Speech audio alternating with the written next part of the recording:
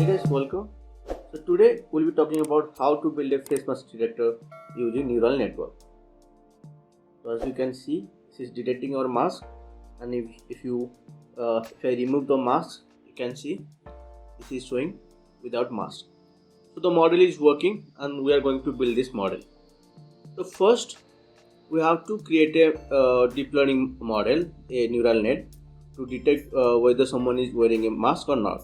For that, we are going to build a neural network using EfficientNet v3. So, okay guys, to go to kaggle.com, we are going to use images from this dataset, and then we are going to build an image classifier using EfficientNet v3. So here this is you can see I have used EfficientNet v3 to build the model. So after building the model, here you can see we are loading the model. Then we are using the model to predict whether the person is wearing a mask or not. So our classes or labels here are with mask or without mask. So first, let's build the model. First, here you can see I'm importing all Yuka libraries like pandas, numpy, keras, everything. Then here I'm checking whether GPU is available or not. Then TensorFlow version, keras version. Then here we are just setting up the seed. So guys, here you can see we are using this dataset. You can download the dataset, or you can build a training model using Kaggle also. So after this, here I'm just checking one example that is present with mask under with mask folder. So guys, before going to that, here this is the folder where our training images are present. So this is trend folder. Within trend folder we have two other folders, that is with mask. So all the pictures with mask. Then here without mask. You can find the same distribution within validation of folder also. So with mask, without mask. And inside test folder we have images from both with mask and without mask. So after this, here we are setting some hyperparameters like input shape, batch size, epochs. So we'll be converting our images into this shape. So guys, if you go to this is the documentation of keras application, and this is the documentation for EfficientNet v3.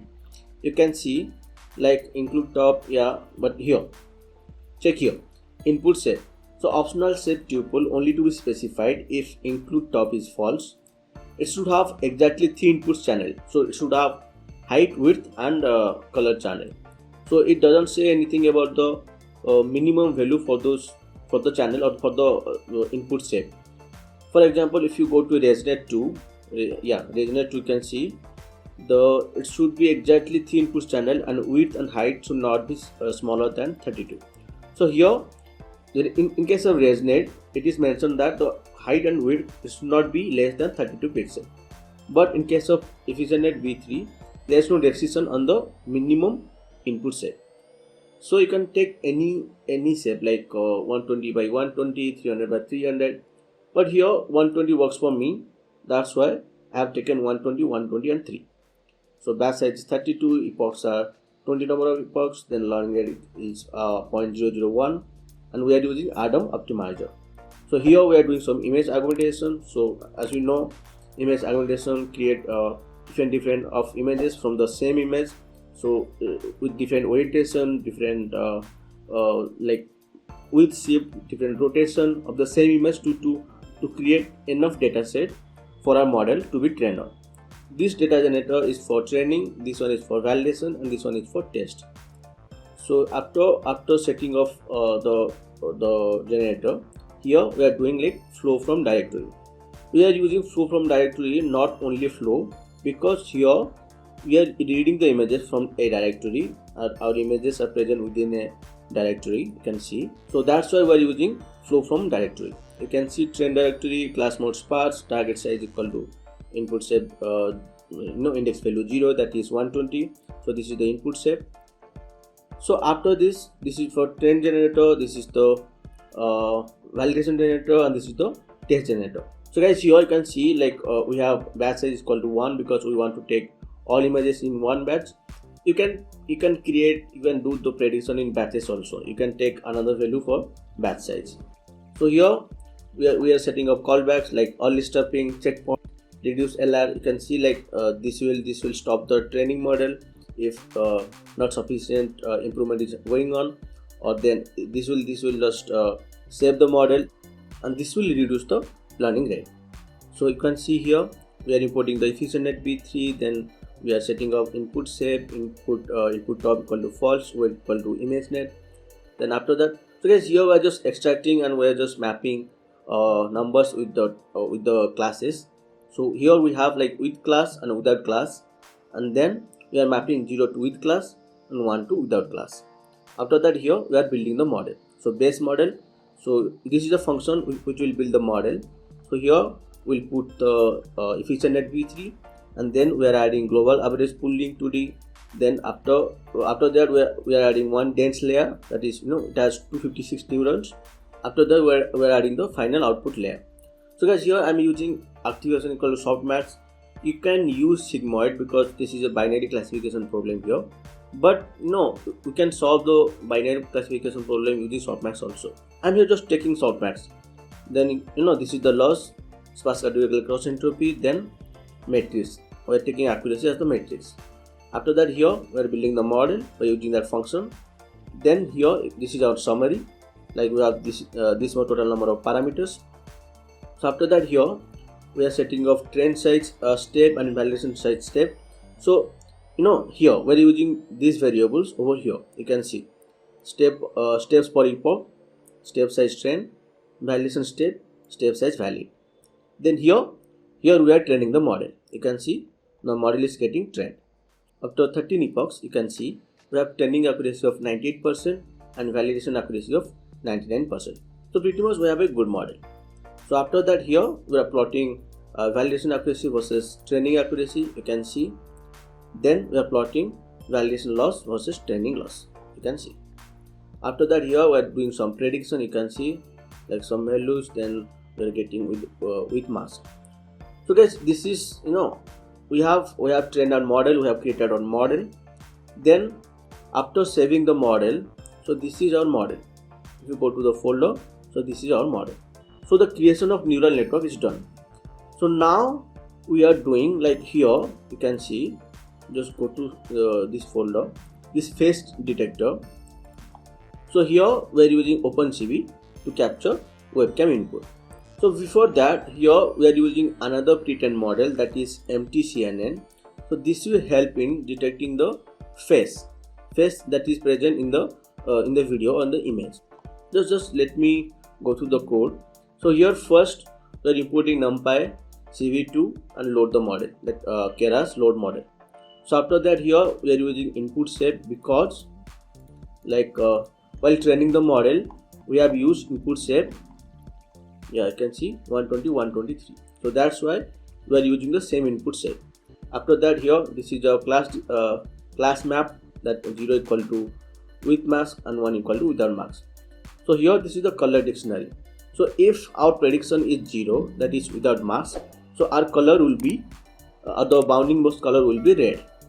Sorry, with mask the bounding box color will be green, and without mask the bounding box color will be red. Then here we are loading the model, base model.hdf5. You can see this model we have created using the training of EfficientNet v3. So this is our EfficientNet v3 final model. So after that, here we are using MTCNN. So guys, there are various pre-trained models that are available to do the face detection. So if you want to know a lot more about face detection using different model, just open this link.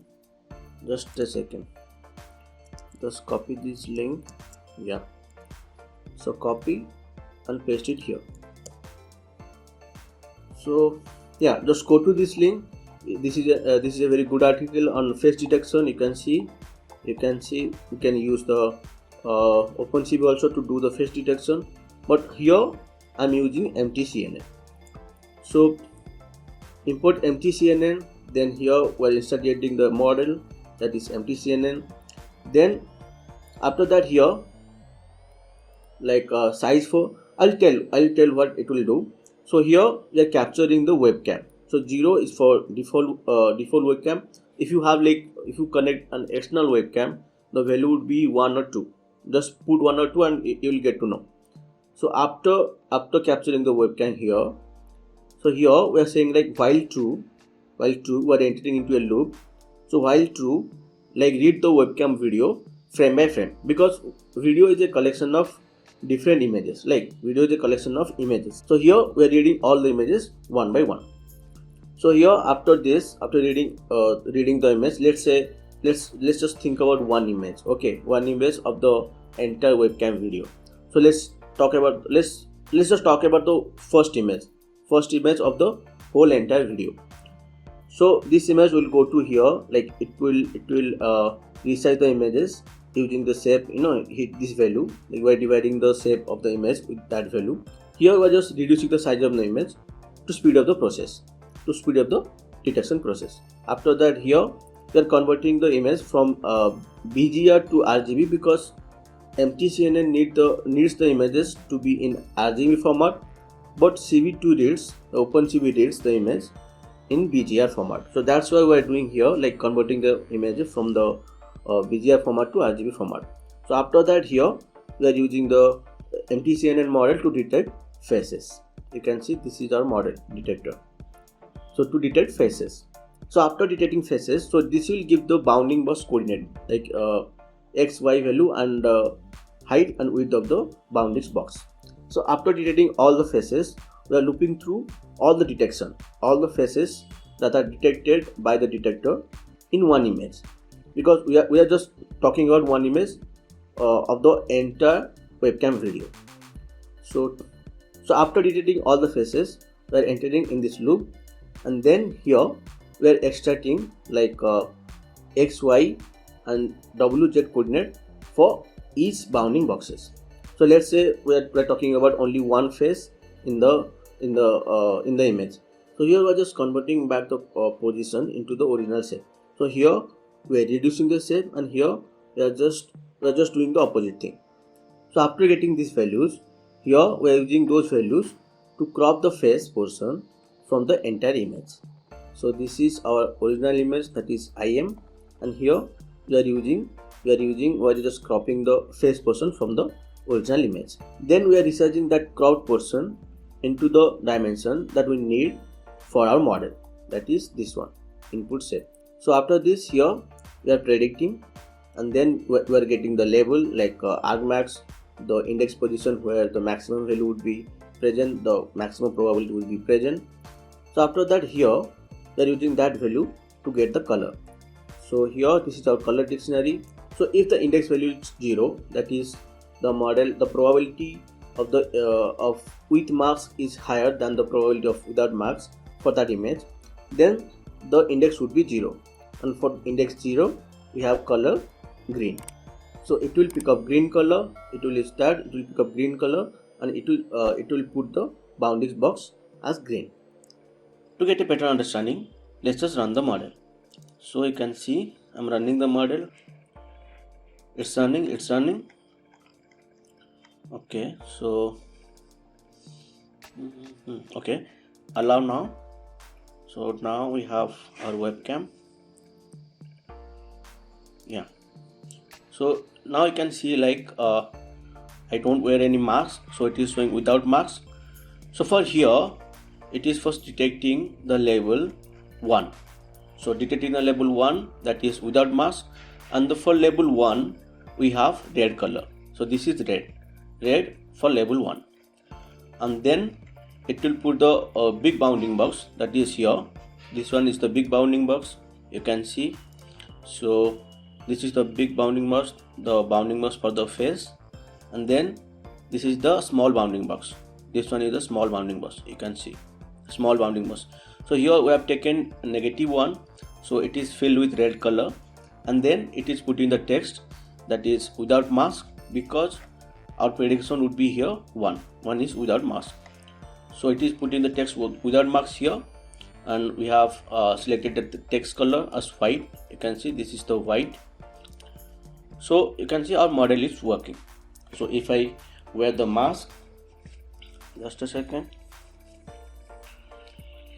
so it is detecting with mask. So you can see it is detecting the mask. So our model is working here. Our model is little bit slow. I'll be working to fix that. I'll be making our model fast to do the prediction faster, to process everything faster. So if you have any suggestions or any queries, please mention them in comments. I'll try my best to clear them. And thank you for time. I will see you in the next video. Till then, take care.